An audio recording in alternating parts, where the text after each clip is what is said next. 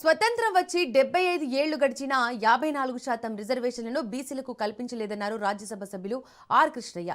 మోడీ ప్రధాని అయ్యాక బీసీల విద్యార్థులకు స్కాలర్షిప్లు కల్పిస్తూ విద్యావంతులను చేస్తున్నామన్నారు. చట్టసభల్లో బీసీలకు 54% రిజర్వేషన్లు కల్పించాలని ఆయన డిమాండ్ చేశారు.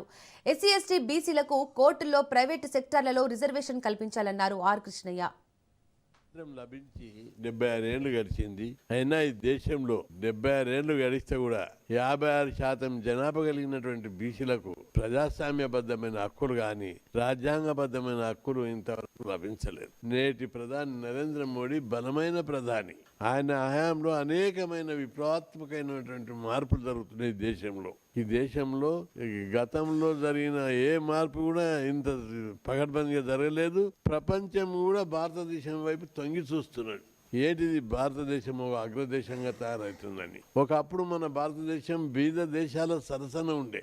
ఒకప్పుడు ఎక్కడో 150, 130 ర్యాంకు ఉన్న భారతదేశము ఈరోజు 4వ ర్యాంకుకి వచ్చింది.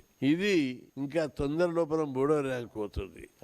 20 ఏళ్ల తర్వాత నంబర్ 1 ర్యాంకు రావాలని ప్రధాని మోడీ గారి ఆశయం. ఆ దిశగా అడుగులు వేస్తున్నారు. ఈ రోజు భారతదేశ కీర్తి ప్రతిష్టలు ప్రపంచంలో వెలిసిపోతున్నాయి. తెలంగాణ లోపల బీసీల అభివృద్ధి కోసం అనేకమైనటువంటి కార్యక్రమాలు చేపట్టడం జరిగింది. విద్య ద్వారానే సమాజంలో మార్పు వస్తుందనే ఆశయంతో బీసీలందరూ కూడా మొట్టమొదట ఇది దేశం ప్రజాస్వామ్య దేశం.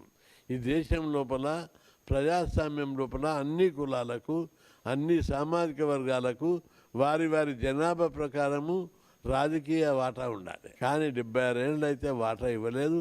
అందుకే వాటా రావాలంటే వీళ్లకు రాజకీయ రిజర్వేషన్లు పెట్టాలని చెప్పి అందుకోసం పార్లమెంటు బీసీ బిల్లు పెట్టి చట్ట సభలో బీసీలకు 50% రిజర్వేషన్లు పెట్టాలని డిమాండ్ చేస్తున్నాం.